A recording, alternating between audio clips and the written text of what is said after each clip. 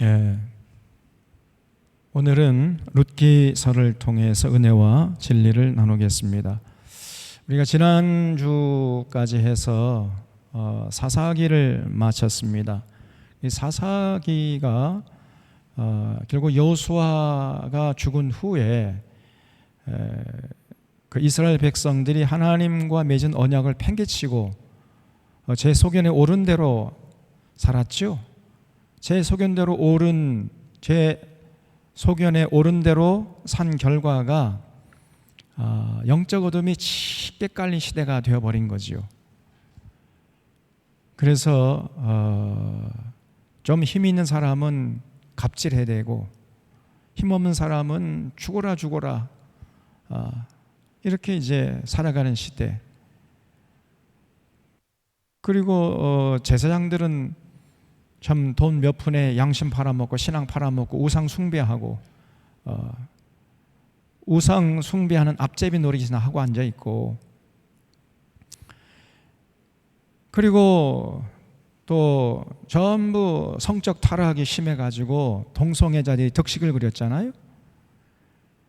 그리고 베냐민 지파 이 깡패들이 결국 성폭행을 하는 그 문제 하나 해결하지 못해가지고 결국은 이스라엘 11지파하고 베냐민 지파 사이에 큰 전쟁이 일어나서 베냐민 지파 600명, 젊은이들 600명만 살아남고 깡그리 전멸되는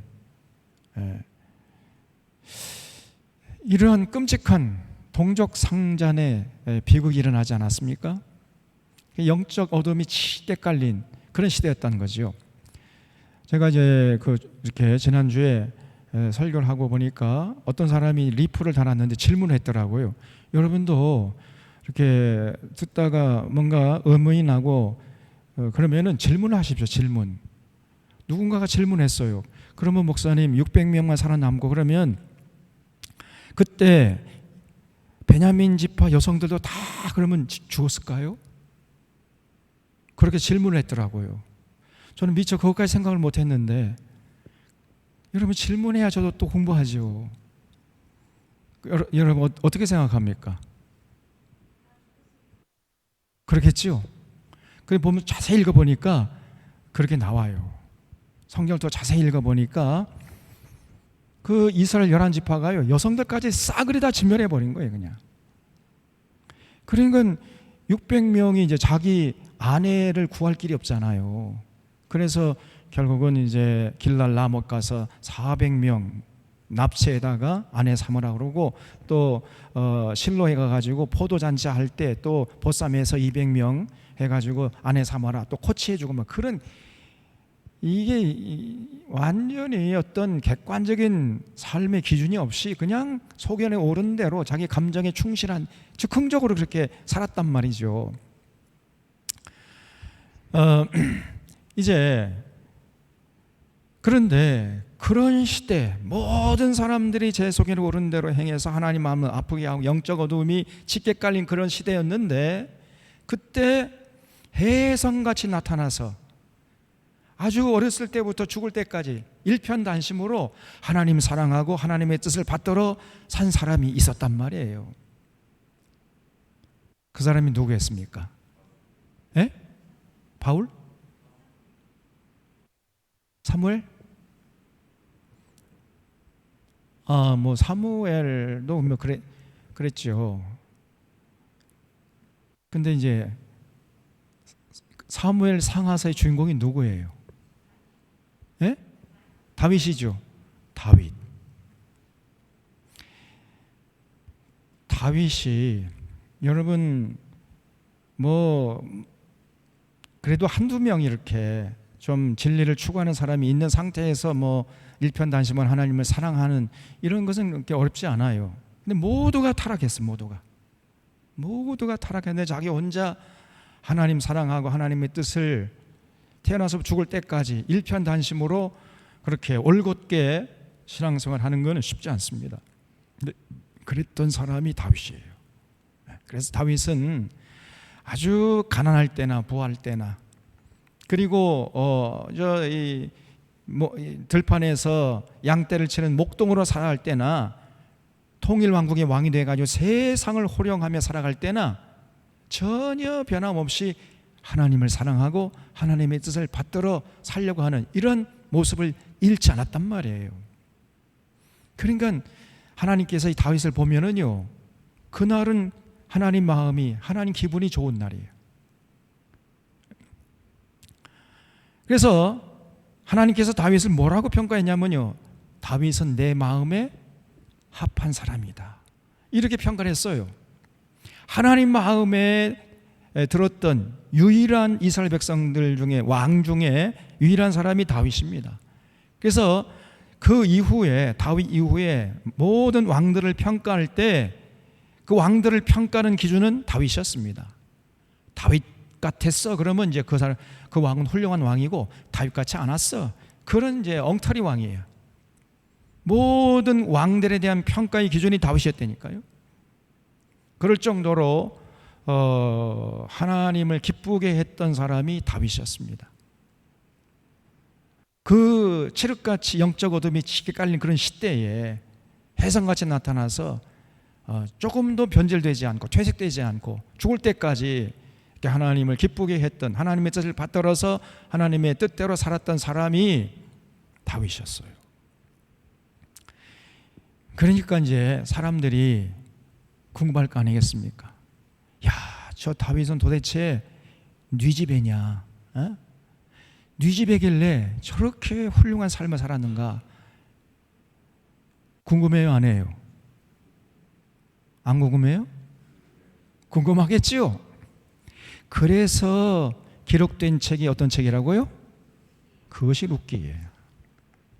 그래서 룻기의 기록 목적은 다윗 가문의 신앙을 보여주기 위함이었습니다. 다윗이 태어난, 그리고 양육받은 그 가정의 신앙적인 분위기가 어떠했는가, 그 다윗의 부모와 그 조상들이 과연 어떤 삶을 산 사람이었는가, 이것을 우리에게 잘 보여주고 있는 책이 룻기예요. 그래서 룻기는 사사마저 타락해서 온 세상이 칠흑 같은 어둠이 깔린 시대에 혜성같이 나타나서 하나님의 뜻을 받들었는 다윗의 생애를 보여주는 사무엘 상하서의 역사적인 배경을 제공하고 있어요. 룻기가 사무엘 상하서의 역사적인 배경을 제공한단 말이죠. 그래서 여러분, 그 사사기 다음에 이제 사무엘 상하서가 나와야 되는데, 그 사무엘 상하서의 서론적인 역사적인 배경을 제공하기 위해서 그 중간에 룻기가 끼어 있단 말이에요. 무슨 말이 이해가 되죠? 그래서 룻기는 다윗이 룻과 보아스라는 훌륭한 믿음의 명문 가문에서 태어난 자임을 우리에게 잘 보여주고 있습니다. 그래서 많은 사람들이 룻기 그러면 룻과 보아스의 사랑 이야기 이 정도로 알고 있는데, 룻기는 그 이상의 목적을 가지고 기록된 책이에요. 다시 말씀드려서 이 다윗이 태어난 가정이 얼마나 참 신앙의 명문 가문이었는가, 이런 신앙의 명문 가문에서 다윗 같은 위대한 하나님의 사람이 일어났다는 거예요. 그것을 보여주기 위해서 기록된 책이 룻기란 말이죠. 자, 룻기 1장을 보겠습니다. 사사들이 치리하던 때에, 여러분, 사사들이 치리하던 때, 그럼 이 사사기를 말하는 거죠. 그럼 벌써 우리가 이 성경을 읽으면서 뭘 연상을 해야 돼요? 예? 그렇죠. 영적 어둠이 짙게 깔린 시대에 이런 얘기예요. 사사들이 치리하던 때, 이 말은 다른 말로 바꾸면 영적 어둠이 칠흑같이 잠겨 있을 때, 이런 얘기란 말이에요. 그걸 읽어내야 한단 말입니다. 그래서 사람들마다 제 속에 오른 대로 살아가지고 영적 어둠이 짙게 깔린 그때에 그 땅에 흉년이 들었다는 거예요. 흉년. 그러면 그 흉년은 뭐겠습니까? 우리가 레위기 26장, 신명기 28장에 봤죠. 만약에 너희들이 내 언약을 지키지 않고 너희들의 속에 오른 대로 살게 되면 내가 하늘에서 이른 비와 늦은 비를 내려주지 않겠다. 하늘의 창문을 닫아버리겠다. 그래서 가뭄을 보내가지고, 가뭄이 오면 어떻게, 농사 못 짓잖아요. 그러면 기근이 오지요. 흉년이 오는 거예요. 그래서 사자들이 치리하던 때에 그 땅에 흉년이 들었다는 건 그 흉년은 뭡니까? 하나님의 심판이죠. 그래서 그 영적 어둠이 짙게 깔린 시대에 하나님의 심판으로 흉년이 들었다는 거예요. 자, 그런데 그때 유다 베들레헴의 한 사람이 그의 아내와 두 아들을 데리고 모압 지방에 가서 거류했는데 그 사람의 이름이 이제 엘리멜렉이에요. 그 엘리멜렉이 사실은 부자였습니다. 그 부자라는 기록이 나오는데 어디 나오느냐? 룻기 1장 21절 보세요. 내가 풍족하게 나갔더니 여호와께서 내게 비어 돌아오게 하셨느니라. 여기 내가는 건 그 엘리멜렉의 아내였던 나오미를 말하는데, 그러니까 나오미하고 엘리멜렉이 그 베들레헴에서 모압으로 내려갔다는데 흉년이 들었으니까, 근데 그 베들레헴에서 저 모압으로 내려갈 때 그때 아주 풍족하게 나갔다는 거예요. 이거 뭘 말하죠? 엘리멜렉이 부자였다는 거예요. 부자. 여러분, 부자는 흉년이 들었을 때는 뭘 어떻게 해야 됩니까? 부자가 흉년이 됐을 때 뭐 어떻게 해야 돼요? 지금 엘리멜렉의 집의 창고에, 식량 창고에 쌀가마니가 그냥 넘쳐나고 있어요. 썩어 문드러지고 있어. 그런데 옆집에 있는 사람들, 이 동네 사람들은 다 지금 한 끼 먹을 양식 없어 굶어 죽어가고 있어. 그럴 때 엘리멜렉은 뭘 어떻게 했습니까? 재산 처분해가지고 모압 땅으로 도망가야 됐을까요? 아니면 창고를 개방해가지고 그 굶주리고 있는 동네 사람들 다 양식을 나눠줘가지고 먹여 살려야 했을까요? 전자입니까? 후자입니까? 당연히 후자야 하는 거 아니에요? 그런데 이 엘리멜렉은요, 야, 이러다가 내 재산 전부 다 이거 축나겠다, 다 날아가겠다, 이렇게 생각해가지고 전 재산을 처분해가지고 베들레헴에서 모압 땅으로 내려갔다. 다시 말하면 도망친 거예요. 이게. 부자는요, 사회에 책임이 있습니다.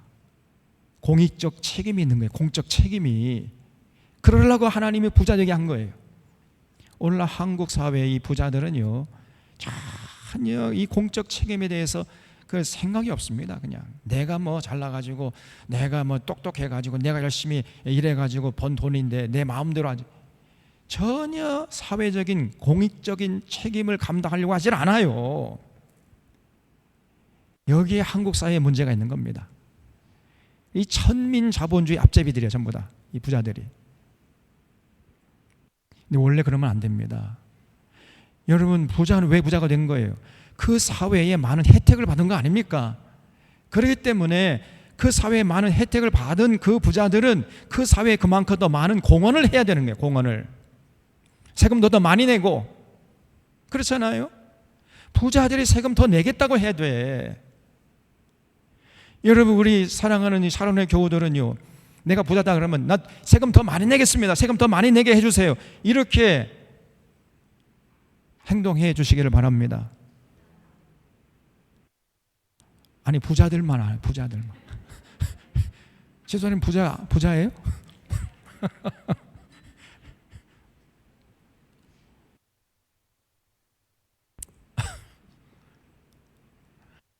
근데 이 엘리멜렉은 거꾸로 했어요. 자기 재산 축날까 봐 겁나가지고요, 흉년이 들었는데 지금 동네 사람 다 굶어 죽어가는데 난 모르겠다 해가지고 재산 처분해가지고 모압 땅으로 내려갔다는 겁니다. 그러니까 하나님께서 우리에게, 여러분, 생명길과 사명길을 뒀다 그랬죠. 항상 우리 앞에 두 가지 갈래길을 뒀다 그랬어요. 생명길과 사망길, 복된 길과 저주길. 그 두 갈래길에서 우리가 선택하고 우리가 책임져야 됩니다. 이게 인생이에요. 그런데 엘리멜렉에게 있어서 당시의 생명길은 어떤 길이었어요? 생명길, 복된 길은 어떤 길이었어요? 모압 땅으로 내려가지 않고 베들레헴 땅에 남아서 그 자기 식량 창고를 개방해서 동네 사람들 다 먹여 살려서 생명을 부지하도록 하는 그 길이 생명길이고 복된 길이었어요. 그런데 이 사람은 그 생명길을 마다 거부하고 사망길 테니까. 모압 땅으로 내려가는 길은 그 사망길이었거든요. 비겁하게 그냥 재산 처분에 도망친 거예요. 풍족하게 나갔습니다. 사망길로 나아가니까 어떻게 되겠어요? 사망길을 택했으니까 그 결과가 어떻게 되겠어요? 다 죽어버리지 뭐. 누가 사망길 택해라? 그래서 여기 보세요. 2절에 그 사람의 이름은 엘리멜렉이요 그 아내의 이름은 나오미요 그의 두 아들의 이름은 말론과 기르니 유다 베들레헴 에브라 사람이더라.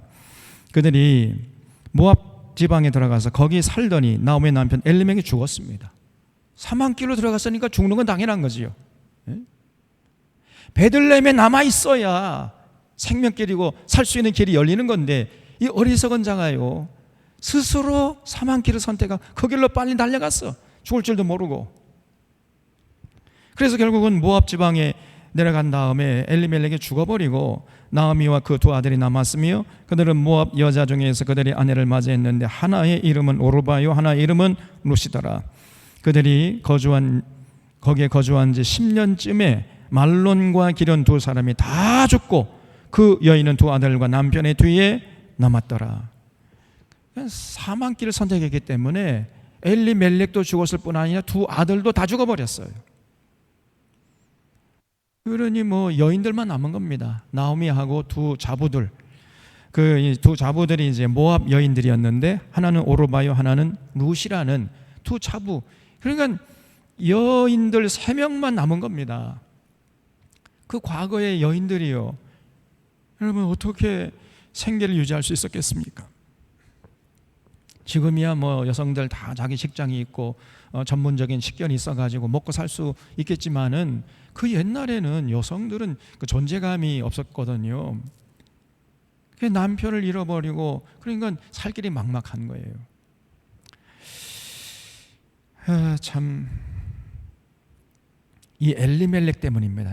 엘리멜렉이 사망길을 선택해버린 거예요. 그래 결국은 이제 나오미가 아무리 생각해봐도요 그 모압 땅에 남아있다가는 다 굶어 죽을 판이야.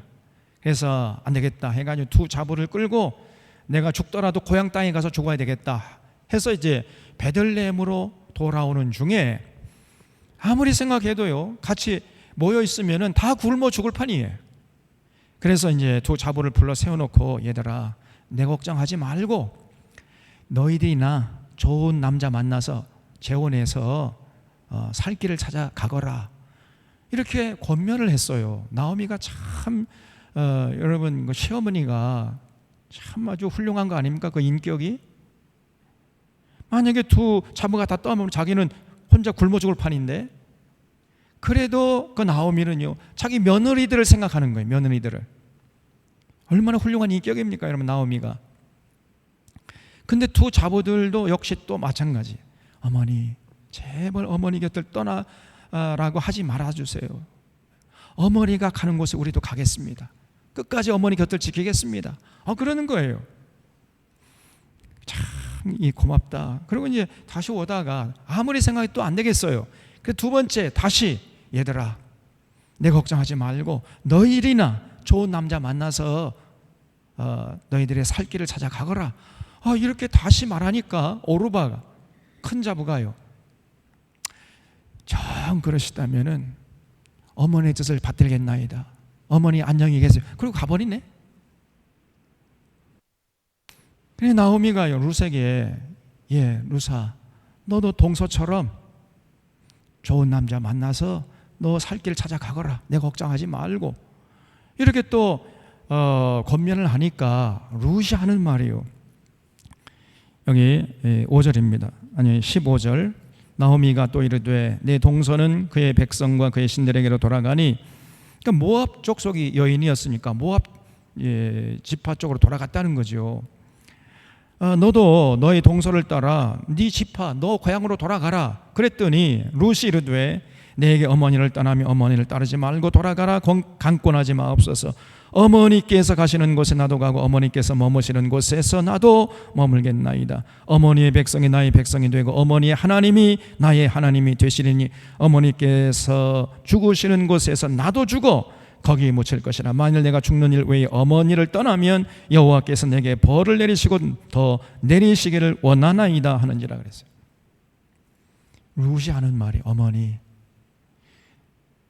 곁을 절대 안 떠납니다. 어머니가 가는 곳에 나도 가고 어머니가 죽어 묻히는 곳에 나도 죽어 묻히겠습니다.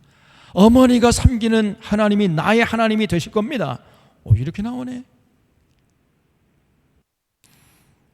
그러니까 절대로 룻은 어머니 곁을 떠나지 않겠다 아주 단호하게 밝혔습니다.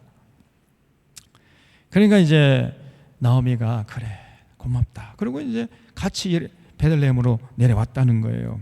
내려왔더니 19절에 이 두 사람이 베들레헴까지 갔더라. 베들레헴에 이를 때 온 성읍이 그들로 말미암아 떠들며 이르기를 이가 나오미가 아니냐. 그래서 여기 나오미 할 때 나자 앞에 1번이라고 되어 있지요. 그 1번이 나누어주라고 그래서 맨 밑에 나누어주가 나오는데 나오미의 뜻이 뭐냐면요, 희락이라는 뜻이에요.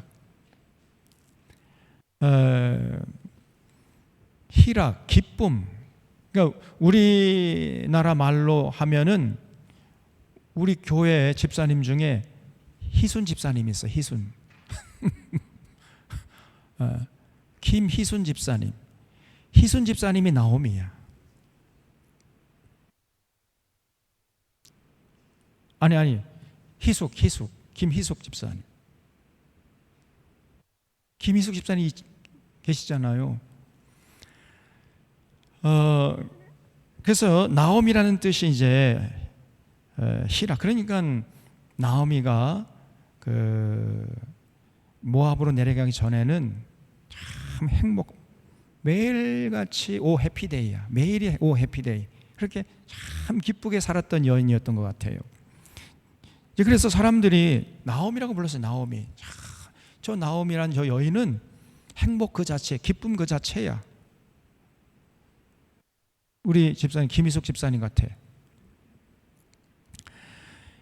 그러니까 나오미가 그들에게 이르되 나를 나오미라 부르지 말고 나를 마라라 부르라. 근데 이 마라 앞에 2번이라고 되어 있지요. 나눠주고 여기 보면 괴로움이에요. 나는 더 이상 나오미가 아니고 나는 마라입니다. 나는 더 이상 행복한 사람이 아니고 기쁜 사람이 아니라 지금 굉장한 인생의 고통 가운데 있는 그 쓴 고통을 맛보고 있는 마라입니다. 이렇게 대답한 거예요. 나는 괴로운 사람이다. 왜냐하면 이는 전능자가 나를 심히 괴롭게 하였음이니이다. 내가 풍족하게 나갔더니 여호와께서 내게 비어 돌아오게 하셨느니라. 여호와께서 나를 징벌하셨고 전능자가 나를 괴롭게 하셨거늘 너희가 어찌 나를 나오미라 부르느냐. 앞으로 여러분 저를 나오미라고 부르지 마세요. 저를 마라라 불러주십시오. 왜냐하면은 제가 하나님 앞에 죄를 지었다는 거예요. 그래서 사실은 그 모압 땅으로 내려가지 말았어야 되는데 모압 땅으로 내려가는 바람에 내가 이렇게 지금 괴로움을 당하고 있습니다. 그러니까 나오미는요, 자기 남편 엘리멜렉이 사망길을 선택했다는 사실을 알고 있었어요? 모르고 있었어요? 알고 있었던 굉장히 지혜로운 여인이었던 겁니다. 분별력이 있는 여인이었어요, 나오미가. 그래서 전능하신 여호와께서 나를 괴롭게 하셨다는 거예요. 여호와께서 나를 징벌하셨고 그 사망길로 가지 말았어야 되는데 그 사망길로 간 우리를 하나님이 심판해서 하나님의 저주로 내가 이렇게 지금 더 이상 나오미가 아니라 마라로 살고 있습니다. 이렇게 대답한 거예요. 이런 나오미의 그 반응을 볼 때 정말 이 나오미가요 참 깊은 신앙인의 모습이었다는 사실을 알 수 있습니다. 그래 결국은 이제 나오미가 모압 지방에서 돌아온 거죠. 룻과 함께. 그때 마침 볼이 추수 시작할 때가 그 베들레헴에서 보리를 추수하는 그때에 나오미하고 룻이 베들레헴으로 돌아왔다는 거예요. 그래서 여기 1장을 보면은요, 영적 어둠이 가득한 사사시대에 흉년이 들자 부자였던 엘리멜렉은 재산을 처분해 가지고 아내 나오미와 함께 모압으로 내려갔습니다. 그때 엘리멜렉은 모압으로 내려갈 것이 아니라 창고를 개방해서 굶주리고 있는 동족들을 돌봐줬어야 했어요. 그러나 엘리멜렉은 부자의 이 공익적인 사명을 망각하고 전 재산을 처분해서 모압으로 내려가는 길을 선택했습니다. 그래서 엘리멜렉은 생명길과 사망길에서 사망길을 선택해버린 거예요. 여러분 마찬가지로 우리들도 항상 두 갈래 길이 있다는 것을 잊지 마셔야 돼요. 두 갈래 길에서 우리는 반드시 언제나 생명길, 복된 길, 그 길을 선택해야 됩니다. 그러려면 분별력이 있어야죠. 참된 신앙이 있어야 됩니다, 여러분. 자, 그래서 결국 모압으로 내려간 지 10년 만에 엘리멜렉과 두 아들들이 다 죽어버리고 나오미와 두 자부였던 모압 여인들 오르바와 룻만 남게 됐고, 나오미는 고민 끝에 이제 베들레헴으로 돌아오는 도중에 자부들에게 좋은 남자 만나서 너희 살 길을 찾아가라 권명했지만은 우리는 어머니와 함께 어머니의 백성에게로 돌아가겠다. 이렇게 또 어머니를 위로해요. 조금 후에 또 나오미가 권면하니까 이제 오르바가 가버린 거예요. 그러니까 룻에게 너도 동서처럼 좋은 남자 만나 살 길을 찾아가라고 권면했지만 룻은 절대로 어머니 곁을 떠나지 않겠다. 어머니가 가는 곳에 나도 가고 어머니가 죽어 묻히는 곳에 나도 묻히겠다. 이렇게 아주 결연한 자세를 보여줬어요. 결국은 이제 나오미는 더 이상 권면하지 않고 베들레헴으로 돌아왔고, 나오미는 남편과는 다르게 나오미와 마라의 갈림길에서 회개하고 하나님 품으로 돌아간, 다시 말하면 생명길과 사망길 그 사이에서 이제 남편 때문에 어쩔 수 없이 이제 사망길을 선택했지만 그 사망길을 헤매다가 다시 생명길로 돌아온 사람이 나오미란 여인이었단 말이에요. 그래서 여러분 우리도 때때로 이렇게 이제 두 갈래 길에서 잘못해가지고 사망길을 선택할 때가 있습니다. 그럼 그걸 깨달으면 빨리 돌이키면 되는 거예요. 그걸 우리가 회개라고 그래요. 회개해서 빨리 사망길에서 생명길로 나오게 되면은, 그러면 하나님이요 우리의 과거의 부족함과 연약함과 허물 전혀 생각하지 않습니다. 그래서 이 나오미는요 자기 남편 엘리멜렉과는 좀 다르게 행동을 했어요. 그래서 그 나오미라면 생명길이죠. 말하는 것은 그 사망길, 죽음의 길이에요. 그 두 갈래길에서 회개하고 하나님의 품으로 돌아간, 그래서 나중에 다시 이제 희락의 삶이 회복됐어요. 좀 이따 이제 보겠습니다만은, 그래서 그리고 이제 나오미는 사망길에 생명길을 돌이켰고, 룻은 자신마저 떠나버리면 혼자 남는 시어머니가 걱정은 차마 떠나지 못했던 거예요. 사실은 룻도요 떠나고 싶은 마음이 왜 없었겠습니까? 떠나고 싶은 마음이 있었어요. 그런데 자기마저 떠나버리면 이 늙으신 시어머니가 굶어 죽을 거 아닙니까? 그래서 못 떠난 거예요. 모압 여인이 아니 자기 고향으로 얼마든지 돌아갈 수 있었잖아요. 그런데 나는 어머니가 가는 곳에 나도 가고 어머니의 하나님이 나의 하나님이 되실 것입니다. 이런 결연한 자세로 끝까지 어머니 곁을 지켰단 말이죠. 그 정도로 룻은요 굉장히 사려 깊은 여인이었습니다. 자기보다 자기 어머니, 자기 주변 사람들을 더 먼저 챙기는, 마음이 넓고 품이 넓은 그러한 여인이었던 거예요. 자, 이렇게 그 시어머니 나오미도 상당히 신앙의 여인이었고, 그 룻도 사려 깊고 신앙의 여인이었고, 그러한 가정의 분위기 속에서 태어난 사람이 누구라고요? 그게 바로 다윗이었단 말이에요. 다윗. 자, 그래서 이제 베들레헴으로 이제 2장에 이제 돌아와서 살아가는 모습을 2장에서 이제 보여주고 있는데, 베들레헴에 돌아온 룻은 밭에 나가서 이삭을 주워 가지고 시어머니를 공양하는 일을 했어요. 먹고 살 길이 막막하니까. 자, 2장 보겠습니다. 1절에 나오미의 남편 엘리멜렉의 친족으로 유력한 자가 있으니 그의 이름은 보아스더라. 모압 여인 룻이 나오미에게 이르되 원컨대 내가 밭으로 가서 내가 누구에게 은혜를 입었으면 그를 따라서 이삭을 주겠나이다 하니, 나오미가 룻에게 하는 얘기가 내 따라 가는데 그냥 나오미는 그래 빨리 지금 보리 추수할 때가 되니까 아무 밭에나 가서 가라 이렇게 이제 해서 보냈거든요. 그런데 그래서 3절에 보면 이제 룻이 가는데 베른 자를 따라 밭에서 이삭을 줍는데 우연히 걸추십시오. 우연히 가다 보니까 도착한 곳이 어느 소유주의 밭이었냐면요, 보아스라는 엘리멜렉과 아주 가까운 친척이었던 보아스라는 사람의 밭에 가게 됐다는 거예요. 우연히 그 보아스라는 사람의 밭에 가려고 간 게 아니라 가다 보니까 보아스의 밭이었단 말이에요. 여러분, 우연이라고 여기 돼 있는데 하나님 앞에서는 우연이 없습니다. 이것도 하나님을 사랑하는 룻에게 베푸신 하나님의 은혜의 섭리였어요.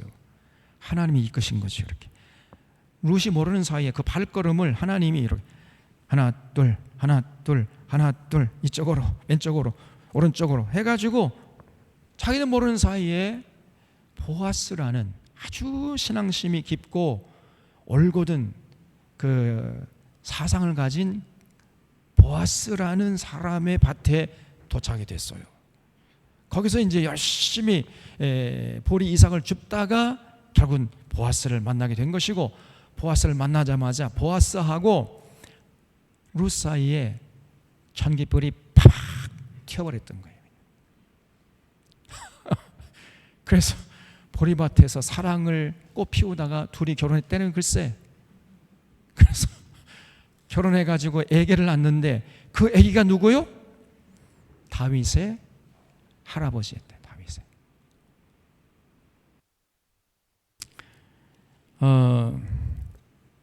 그래서 우연히 나간 밭이 기업물을 책임이 있는, 그러니까 엘리멜렉과 아주 가까운 친척이었던 보아스의 밭이었어요.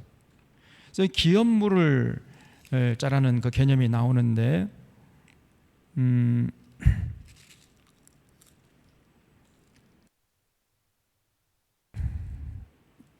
여기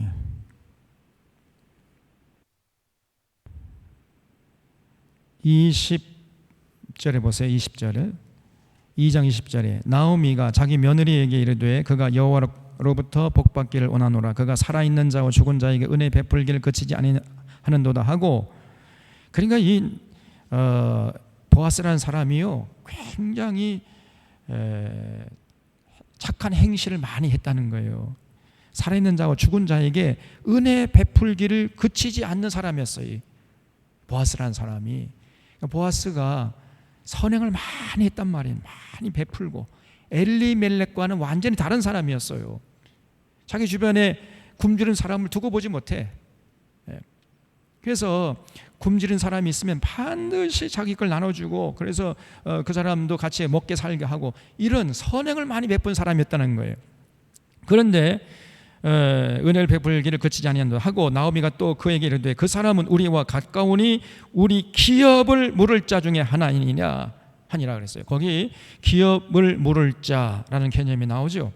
그래서 기업 물을 자라는 개념이 이제 레위기 25장 25절에 나오는데, 만일 내 형제가 가난하여 그의 기업 중에서 얼마를 팔았으면 그에게 가까운 기업 물을 자가 와서 그의 형제가 판 것을 물을 것이요. 그래서 기업 물을 자예요. 그러니까 지금 엘리멜렉이 재산 전부 다 팔았죠. 땅도 팔고 뭐 집도 팔고 다 전답을 팔고 모압으로 도망쳤잖아요. 근데 이제 죽고 말았잖아요. 그랬을 때 그 가까운 친척이 그 엘리멜렉 대신에 돈을 물어주면 그 땅을 다시 찾을 수 있었단 말이에요. 그래서 그런 가까운 친척이 이제 우선순위, 1순위, 2순위, 3순위 해가지고 이제 제일 가까운 친척이 이제 사업에 실패해가지고 뭐 재산을 처분하고 땅을 처분해야 할 그런 가까운 친척이 있으면 그 사람이 이제 기업물을 제1 우선순위자가 그 사람 대신에 그 땅값을 산 사람에게 줘가지고 다시 원주인에게 돌려주도록 하는 그러한 풍습이 있었어요. 그렇게 하라고 하나님이 명령하셨어요. 그래서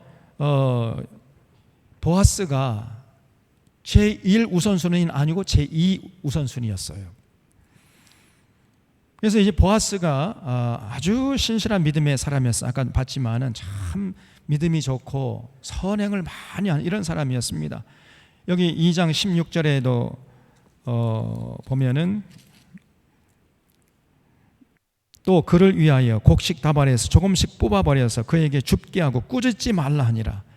그러니까 룻의 안타까움을 벌써 이제 보아스가 알고 듣고 있었죠. 듣고 알고 있었죠. 그래서 자기 하인에게 말하기를 얘들아 너희들 추수할 때 일부러 조금씩 흘리면서 추수해라. 그래서 룻이 그 이삭을 주워 가지고 먹고 살아갈 수 있도록 일부러 조금씩 흘리면서 추수하라. 이렇게 선처를 베풀었어요. 보아스가. 노골적으로 이게 도와주면은 또 룻의 또 자존심도 조금 건드릴 수도 있고 그러니까요. 아주 그냥 은밀하게 도와주라고 이렇게 부탁한 거죠. 얼마나 여러분 이 보아스라는 사람이 사려 깊습니까? 우리가 도와줄 때도요 생색내고 도와주는 사람이 있다니까. 광고하면서 내가 이 사람 이렇게 도와줍니다. 이렇게 좋은 일 합니다. 이거는 정치인들이 하는 짓이잖아요. 그렇게 해서는 안 됩니다. 제가 엊그제 보니까 김기현이라는 국민의당 어떤 국회의원이 자기 남진하고 또 누구야 김연경이 하고 사진을 찍어가지고 김연경 남진이 자기를 이렇게 환대했다 꽃다발도 준비했. 그 새빨간 거짓말이라는 거예요. 내가 그래서 그 사진 보고 아이고 남진 내가 좋아하는데 나 안 좋아해야 되겠다 저거.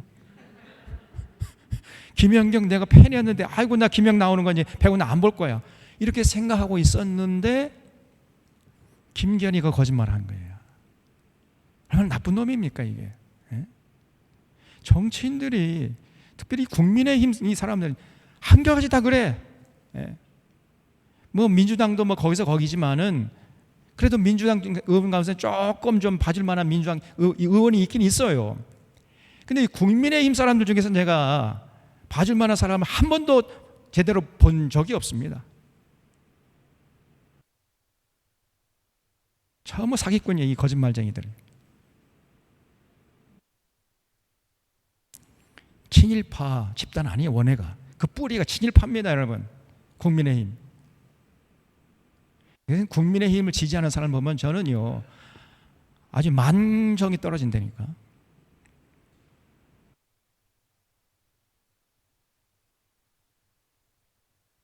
친일파 아니면 친일파 후에 아니면은 아무런 생각이 없는 머저리예요.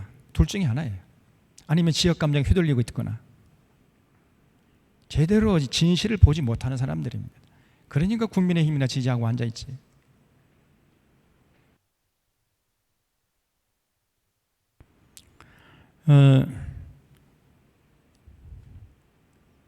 이 보아스라는 사람은요 참 은밀하게 선행을 베푸는 이런 사람이었단 말이죠. 그래서 아주 진실로 룻을 극진히 사랑하고 후하게 대우했습니다.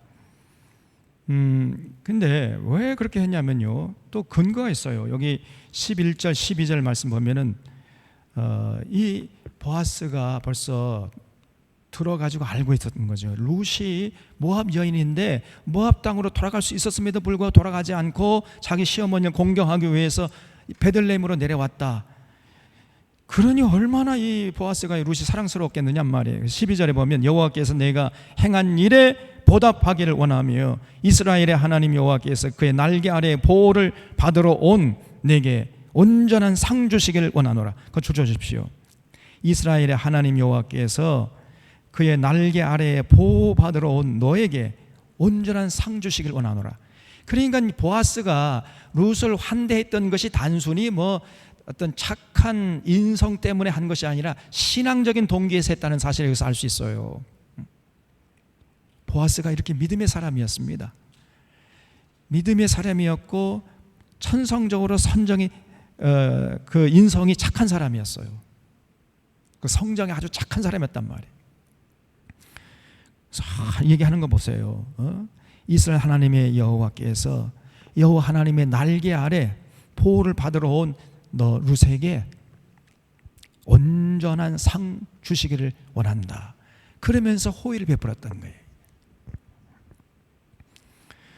결국은 이제 보아스가 룻과 함께 보리밭에서 사랑을 꽃피우다가 룻을 자신의 아내로 맞이하기 위해서 기업 모를 자를 자처하는 그런 과정이 3장에 쭉 나옵니다. 아까 말씀드린 대로 제1우선순위는 자기가 아니에요. 자기는 제2우선순위였어요. 그래서 3장에 이제 그 시어머니 나오미가 룻을 아주 예쁘게 단장해 가지고 보아스에게 접근시켰어요. 그래서 얼마든지 좀 흑심이 있었으면요, 보아스가 룻을 덮칠 수도 있었습니다. 그런데 절대로 보아스는 그런 짓을 안 해요. 여기 3장 3절에 보면, 그래서 너는 목욕하고 기름을 바르고 의복을 입고 타작마당에 내려가서 그 사람이 먹고 마시기를 다 하기까지 그에게 보이지 말고 그가 누울 때 너는 그가 눕는 곳을 알았다가 들어가서 그의 팔찌 이불을 들고 거기 누우라. 그가 네가 할 일을 네게 알게 하리라. 시어머니가요, 룻을 보아스의 침실로 들이밀었단 말이죠. 그러니까 보통 이 좀 나쁜 마음을 갖고 있었다면은 보아스가 그 룻을 덮쳤을 거 아닙니까? 근데 절대 그렇지는 않아요. 이 보아스가 여기 9절 보세요. 이르되 네가 누구냐 하니 대답하되 나는 당신의 여종 룻이오니 당신의 옷자락을 펴 당신의 여종을 덮으소서. 이런 당신이 기업 모를 자가 되미니이다. 그러니까 룻이 자기 몸을 이제 보아스에게 이제 드리겠다는 거지요.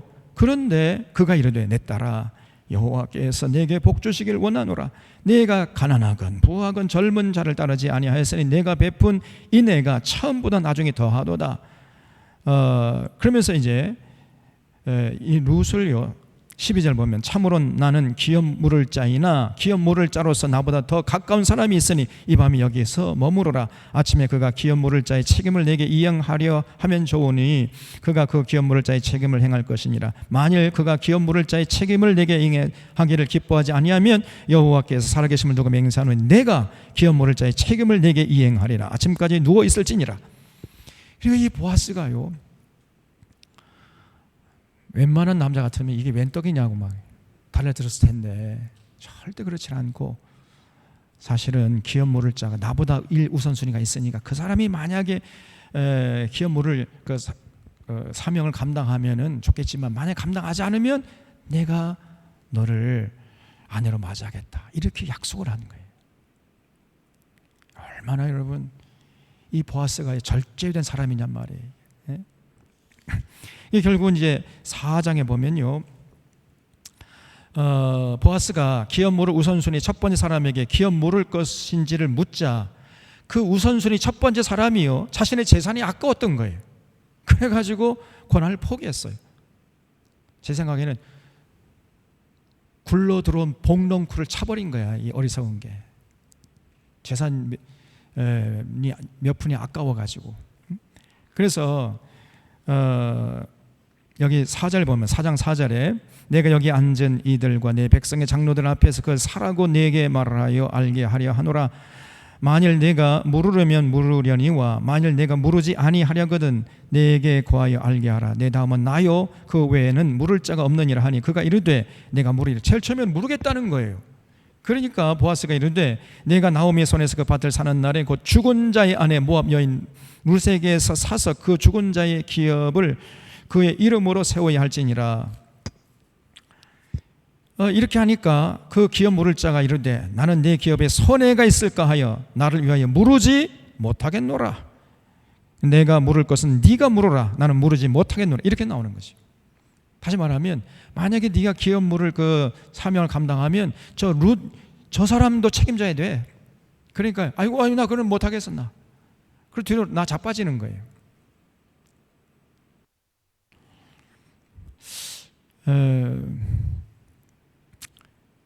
그러니까 이제 보아스가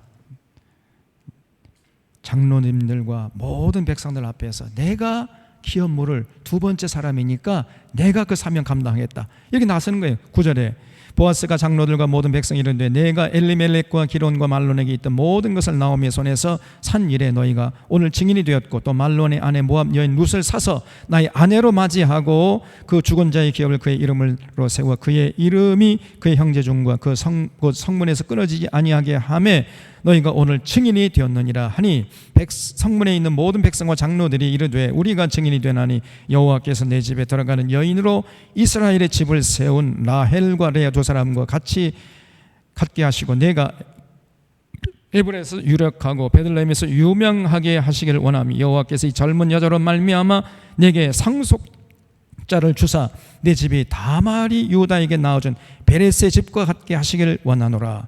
이렇게 장로님들과 모든 백성들이 축복을 했단 말이죠.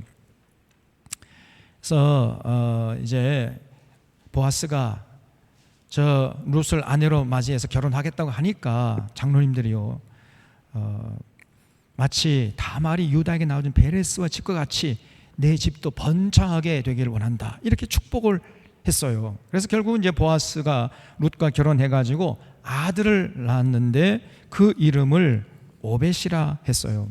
그래서 여기 13절 이에 보아스가 룻을 맞이하여 아내로 삼고 그에게 들어갔더니 여호와께서 그에게 임신하게 하심으로 그가 아들을 낳은지라. 여인들이 나오미에게 이르되 찬송할지로다 여호와께서 오늘 내게 기업 물을 자가 없게 하지 아니하셨도다. 이 아이의 이름이 이스라엘 중에 유명하게 되기를 원하노라. 이는 내 생명의 회복자이며 내 노년의 봉양자라. 곧 너를 사랑하며 7 아들보다 귀한 내 며느리가 낳은 자로다 하니라. 나오미가 아기를 받아 품에 품고 그의 양육자가 되니 그의 이웃 여인들이 그에게 이름을 지어주되 나오미에게 아들이 태어났다. 사실은 나오미가 낳은 게 아니라 나오미의 며느리였던 룻이 낳았는데 나오미가 너무 기뻐가지고요 항상 그 룻이 낳은 그 아들을, 그 손자지요, 자기 손자를 그냥 업고 다녔다는 거예요. 그러니까 사람들이 저 나오미가 아들을 낳은 것 같아 이렇게 불렀다는 겁니다. 마치 자기가 낳은 아들처럼 그렇게 애지중지하고 나오미가 키웠다는 거지요. 나오미에게 아들이 태어났다 하여 그의 이름을 오벳이라 하였는데 그는 다윗의 아버지인 이새의 아버지, 그러니까 다윗의 할아버지였어요, 오벳이. 그리고 오벳이 결국은 이제 이새를 낳고 이새가 다윗을 낳았던 겁니다. 그래서 18절에 베레스의 계보는 이러하니라. 베레스는 헤솔을 낳고 헤솔은 람을 낳았고 람은 아미나답을 낳았고 아미나답은 나손을 낳았고 나손은 살몬을 낳았고 살몬은 보아스를 낳았고 보아스는 오벳을 낳았고 오벳은 이새를 낳고 이새는 다윗을 낳았더라. 초점이 누구에게 지금 모여지고 있어요? 다윗에게 모여졌잖아요. 그래서 이제 사무엘 상하부터 이제 다윗 얘기를 하고 있는 거예요. 다윗. 사무엘 상하서의 주인공이 다윗이잖아요. 그래서 룻기가 사무엘 상하서의 서론 역할을 감당하고 있다는 것을 알 수 있습니다. 다윗이 어느 가문의 출신인가? 굉장한 신앙의 명문 가문에서 태어난 사람이라는 거예요. 그래서 그 아버지가 이새고 그 이새의 아버지는 오벳이고 오벳의 아버지는 보아스. 아주 참 성정이 착하고 신앙심이 두터웠던 보아스. 또 보아스의 아내는 또 아주 모함 여인이었지만은 굉장한 사려 깊고 신앙심이 두터웠던 룻. 그리고 그 룻의 시어머니였던 나오미도 상당히 자기보다는 자기 두 며느리들을 더 먼저 생각하고 사망길로 나갔다가 생명길로 돌아온 그 여인, 그러한 조상들의 가문 속에서 태어난 사람이 다윗이라는 거예요. 그래서 다윗이 어렸을 때부터 늙어 죽을 때까지 하나님을 기쁘게 하는 그런 삶을 살 수 있었다, 이런 얘기를 하기 위해서 기록된 책이 룻기입니다. 그래서 여러분, 결혼은요 신성한 것입니다. 그리고 결혼의 조건은 오직 사랑이어야 돼. 사랑. 다른 것이 끼어들면 안 돼요. 조금 더 이걸 확대해서 말씀드리면은 내면의 신앙과 사상이 건강한 남녀가 만나서 뜨겁게 사랑해서 한 몸을 이루고 한 가정을 이루어냅니다. 그것이 결혼이에요.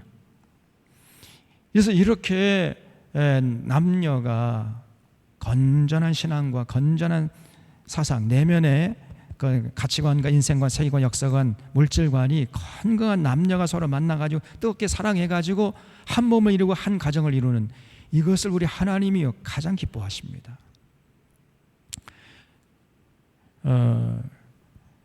그러면 여러분, 결혼은 왜 하는 것이고 가정을 왜 꾸리는 겁니까? 결혼해가지고 가정을 꾸리는 가장 중요한 이유, 가장 중요한 목적이 뭐겠어요? 예? 여러분 왜 결혼했어? 왜 가정을 꾸렸습니까? 그냥 우연히 만나가지고 그냥 살다 보니까 그렇게 된 거예요? 왜 그런 겁니까? 왜 결혼했고 왜 가정을 꾸렸어요? 결혼하는 가장 큰 목적, 가정을 이루는 가장 큰 목적은 뭐냐면 하나님의 사람을 키워내기 위함이에요. 이 목적이 분명해야 됩니다. 하나님의 사람, 오늘 이 시대에 하나님이 쓰시기에 합당한 하나님의 사람을 키워내기 위해서 내가 결혼하고 내가 가정을 꾸린다. 이런 목적이 분명해야 됩니다. 근데 오늘날요, 이렇게 생각하고 결혼하는 남녀, 청춘 남녀가 거의 없어요. 그래서 결혼이 변질되고 타락한 거예요. 그냥 결혼할 때 그 조건이 뭐냐면 외모, 여성들은 외모를 많이 보죠. 외모를 보다가 폐가 망신한 여성들이 많아요. 외모는 저 정도만 생기면 되는 거예요. 이 정도만. 농담입니다. 어쨌든 외모를 보면 안 된단 말이에요. 외모. 또 능력을 보고 재산을 따지고 그래요. 물론 뭐 외모도 봐야 될 필요가 있겠죠. 외모, 또 능력, 뭐 재산, 뭐 이런 건 보지 말라는 얘기 아니에요. 그것은 본질적인 문제가 아니라는 것입니다. 가장 중요한 게 뭐예요? 가장 본질은 신앙과 그 사람의 내면 속에 자리 잡고 있는 신앙이 어떤 신앙인가 그걸 봐야 돼. 그리고 그 사람의 내면 속에 자리 잡고 있는 그 사상이 어떤 사상, 어떤 생각을 갖고 있는 사람인가, 여러분 그거를 보셔야 됩니다. 그게 가장 중요한 조건이 돼야 돼. 저 윤석열이나 저 한동훈 같은 이런 생각을 갖고 있는 놈들하고 결혼해봐요. 그래서 가정을 꾸려봐. 벌써 그 인생 망치기로 작정된 거예요, 그냥.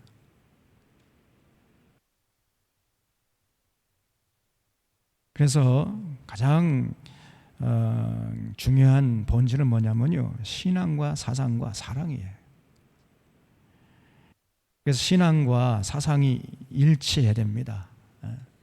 제가 지금까지 뭐 목회 제가 한 벌써 40년 정도 돼가는데 목회하면서 신앙 문제가 남녀 그 부부 사이에 맞지 않아 가지고 어려움을 당하고 불행하게 살아가는 사람들 수도 없이 봤어요.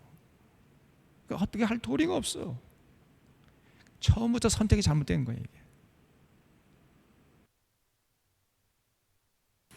그래서 여러분 결혼하기 전에 서로가 확인하셔야 돼.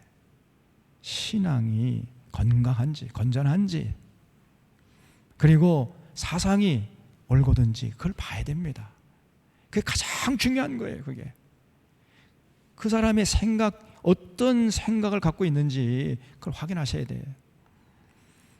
그리고 서로 사랑하는 이런 마음이 있어야 됩니다. 이거를 명확하게 확인한 후에 결혼하셔야 돼. 그리고 가정을 꾸려야 돼. 그래서 그런 뜨거운 사랑을 나누는 그런 가운데 새 생명이 잉태하고, 그러면 새 생명이 탄생하면 그 새 생명에게 사랑을 쏟아부어 가지고 하나님이 이 시대에 쓰시기에 합당한 인물로 키워내는, 이것이 인생입니다. 그런 인생처럼 복된 인생, 가치 있는 인생이 없어요. 보아스와 룻이 모델 케이스예요. 그래서 이런 아름다운 신앙의 명문 가문에서 뜨거운 사랑의 결실로 태어난 자가 다윗이었고, 결국은 다윗은 하나님의 거룩한 도구로 쓰임받게 되었던 겁니다. 이거는 보편적인 진리예요. 그래서 여러분, 신앙의 아름다운 명문 가문에서 엄마 아빠가 다 올곧은 신앙 가지고, 그리고 생각이 올곧아야 돼. 이 시대를 바라보는 이 역사적인 안목이 건강해야 됩니다.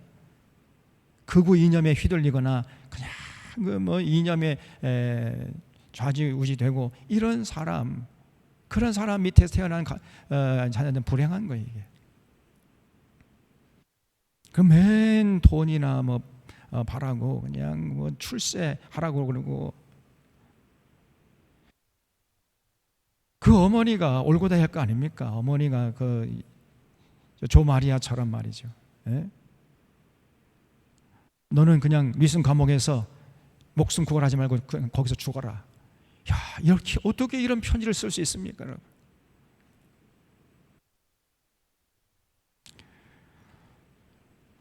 그래서 그러한 부모 밑에서 자라는 자녀들이 결국은 다윗 같은 그런 인생이 되는 거예요. 너 너무 뭐 진리 뭐 그런 거 따지지 말고 그냥 돈 많이 벌고 출세하는 그 길이 장땡이야, 그 길이. 이렇게 속삭이는 부모 밑에 자란 아이들이 어떻게 하나님 나라를 위해서 귀하게 쓰임 받겠습니까, 여러분? 절대 그런 일이 있을 수 없어. 그래서 우리 사랑하는 서론의 교우들 기억하시고 결혼해서 가정을 꾸리는 가장 큰 목적은 하나님의 사람을 키워내는 것이다 하는 걸 잊지 마시고 거기에 최선을 다해서 정말 복된 삶, 가치 있는 삶을 살고 여러분 가정과 또 우리 들고 부른 서론교회를 통해서 오늘 이 시대에 하나님이 쓰시는 하나님의 사람들이 올곧게 세워지는 그런 역사가 이어질 수 있기를 바랍니다. 우리 같이 한번 기도하시겠습니다.